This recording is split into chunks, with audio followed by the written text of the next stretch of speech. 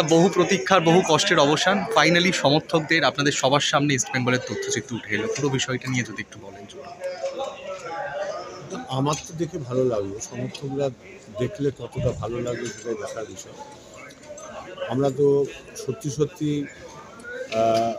আজকে মুখ্যমন্ত্রীও বলে গেল, ইনভেস্টারের সামনেই বললেন যে টিমটা ভালো করতে হবে, শক্তিশালী করতে হবে। কিন্তু বেঁচে থাকতে গেলে শুধু টিম না, ইনফ্রাস্ট্রাকচার, তার লেগেসি, অতীতকে স্মরণ করা, ইতিহাস তৈরি করা। আজকে কত ভালো লাগার দিন যে আমাদের লাইব্রেরিতে গবেষণা হয়। কীরকম যাদুপুর ইউনিভার্সিটি, ক্যালকাটা ইউনিভার্সিটি, দিল্লির থেকে লোক আসছে, এইটা কিন্তু আমরা নতুন করে পেয়েছি। এই পাওনাটা কিন্তু ইস্টবেঙ্গল ক্লাবই পারে, ভারতবর্ষে কিন্তু কারোর কাছে এটা নেই।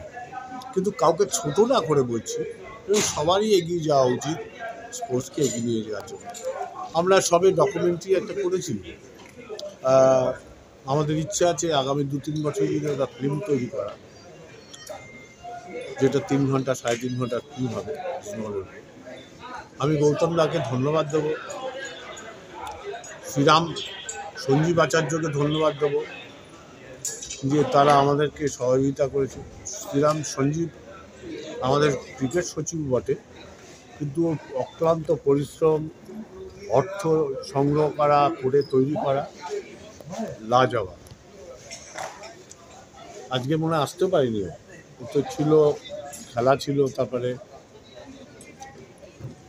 যাই হোক, সর্বশেষ মানুষের ভালো লাগে।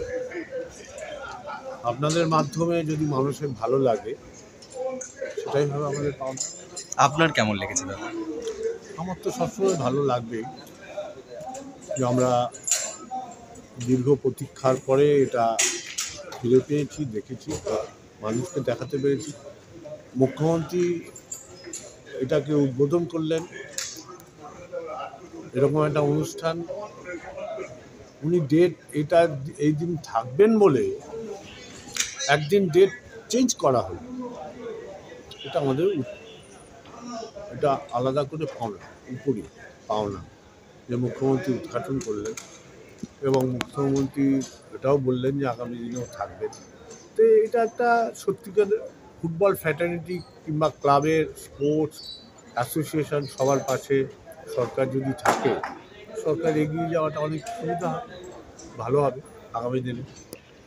মেয়েদের ফুটবলের জন্য যে 50 লাখ টাকা দিলেন, সেই ব্যাপারটা উনি তো আগেও দিয়েছেন ওরকম।